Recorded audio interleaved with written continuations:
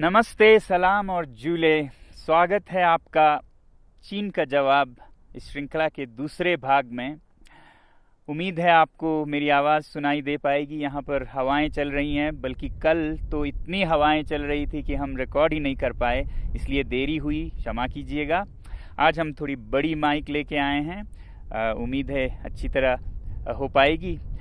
तो मैंने पहले भाग में ये कहा था आपसे कि हम आपके सवाल, आपके कमेंट्स का जवाब देंगे इस भाग में, तो इसलिए हम आए हैं। और सबसे पहले जो बहुतों ने ये पूछा है सवाल, वो लेते हैं। पहला सवाल है, क्यों बायकॉट करें चीन को? क्या ये नफ़रत फैलाने के समान नहीं है? जी नहीं, नफ़रत फैलाने की बात नहीं है। जैसा मैंने पहले कहा है, चीनी लोगों से हमें कोई समस्या नहीं, बहुत अच्छे लोग होते हैं, मेरे बहुत दोस्त हैं। हमें समस्या है तो चीनी सरकार से, तंत्र से, जो कि विस्तारवादी है, जो कि शोषण करती है, उनसे समस्या है। चीन के हर बात पे दुनिया खामोश रहती है, तो ये एक वेकअप कॉल है जो हम दे रहे हैं। चीन के अंदर ही 140 करोड़ लोग लगभग बंधुआ मजदूर की तरह काम करते हैं। हुकूक, अधिकार नहीं हैं, कुछ बोलें तो वो गायब हो जाते हैं, और दुनिया उस पर खामोश है और सौदा करना चाहती है, बिजनेस एज यूजुअल। अंदर जाएं तो तिब्बतन बुद्धिस्ट 60 लाख में से 12 लाख मारे गए, लगभग 6000 मंदिर मठ तोड़े गए। दुनिया खामोश है, हम बिजनेस करना चाहते हैं। बात करते हैं सिंगजांग में युगुर मुसलमानों की। करोड़ की जनसंख्या है और 10 लाख युगुर मुस्लिम्स जेल में बंद हैं अभी इस वक्त, और हजारों मस्जिदें तोड़े गए हैं। दुनिया खामोश है, हम सौदा करने की बात करते हैं उनसे। श्रीलंका को देखिए, चीन के कर्ज में दबी जा रही है।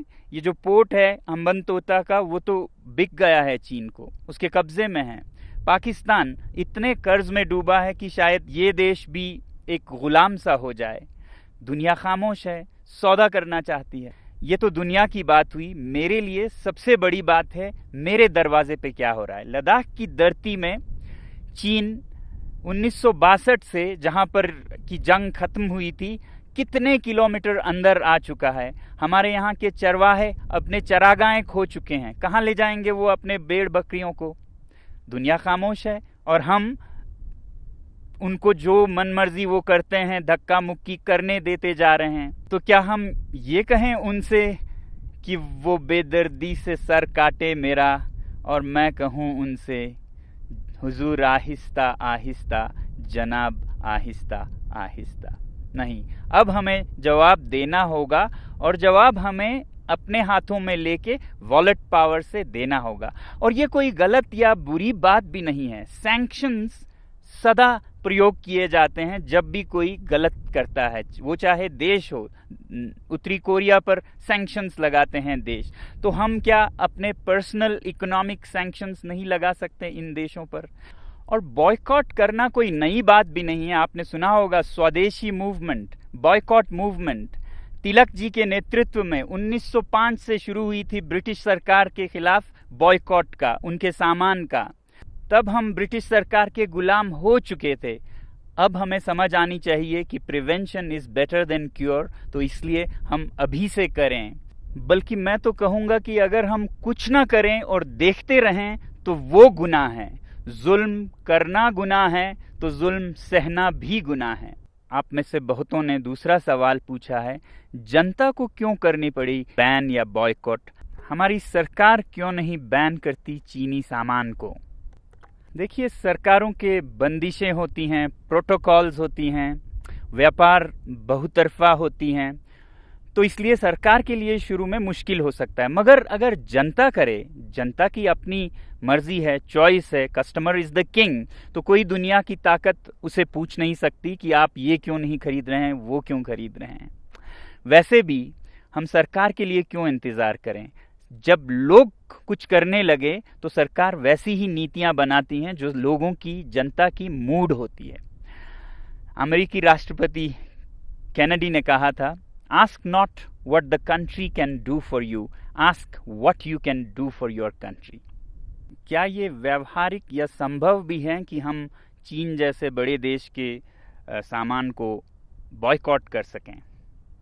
जब कोई देश या कोई तंत्र अत्याचार करे, ज्यादती करे, वो हद से बढ़ जाए, तो मुमकिन क्यों नहीं अगर जनता में जज्बा हो।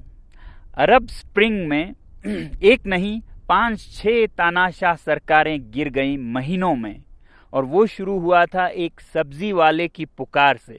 तो हम क्यों नहीं कर सकते ऐसा काम जो कि हमारे दरवाजे पे इतना अत्याचार और इतनी जोर जबरदस्ती कर रहा है। हमारे पास और कुछ नहीं तो अपना बटुआ तो है ना। कस्टमर इज द किंग, जागो ग्राहक जागो।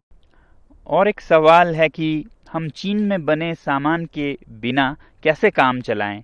न सिर्फ सामान बल्कि सामान के अंदर के कलपुर्जे भी चीनी होते हैं बहुत बार। और विकल्प क्या हैं? दोस्तों, हम चीनी सामान में डूबे जा रहे हैं, कुछ इस तरह की जैसे हमारे हाथ में कुछ है ही नहीं। एक शेर है जिसे मैं आपके सामने रखूंगा इस हालत को दिखाने के लिए। खरीदें कब तलक कोट पतलों पे रहन हम चीन से। पे रहन एक कपड़े का नमूना है। खरीदें कब तलक कोट पतलों पे रहन हम चीन से, अपनी अय्याशी की गर हालत यही कायम रही, आएंगे गुस्साल चीनी और कफन भी चीन से। गुस्साल जो मरने के बाद शरीर को धोने वाले लोग होते हैं, वो भी अब चीन से आने लगेंगे और कफन भी चीन से आने लगेंगे।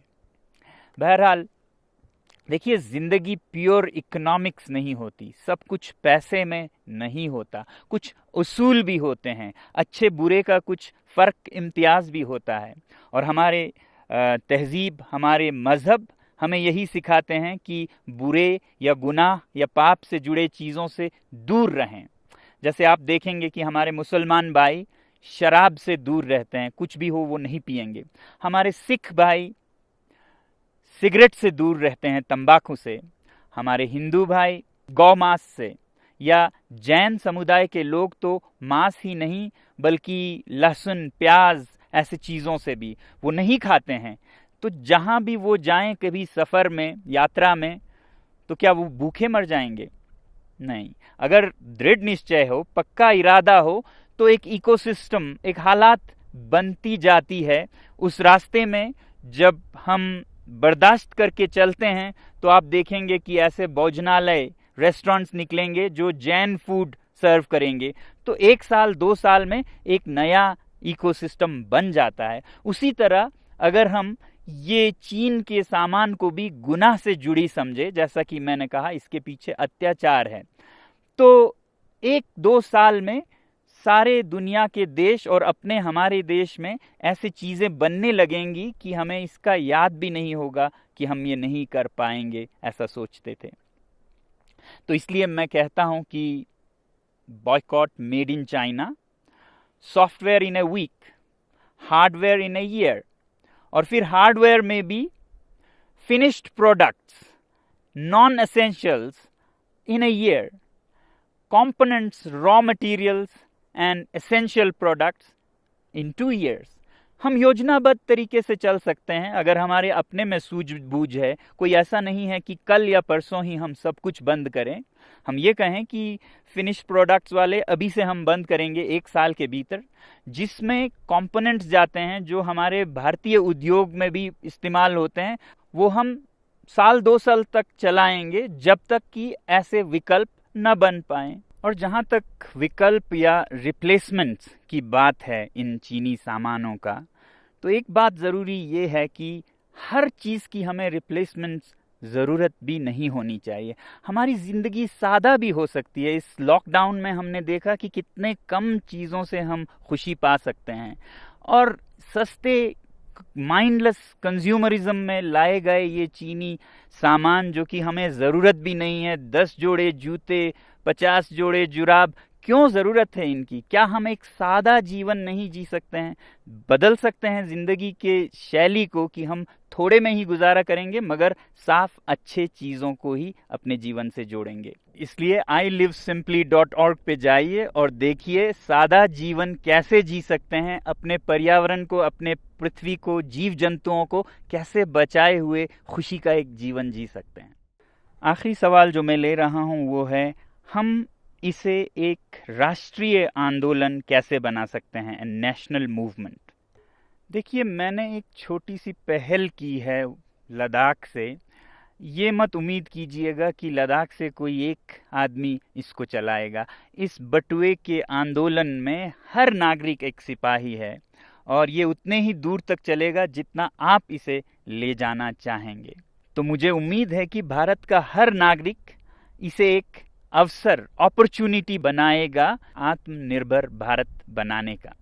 हमारे जो सेलिब्रिटीज, इन्फ्लुएंसर्स और नेता हैं वो युवा पीढ़ी को नेतृत्व दे सकते हैं इस मामले में, और मुझे बहुत उम्मीद है कि आप लोग भी अपना रोल निभाएंगे देश प्रेम का।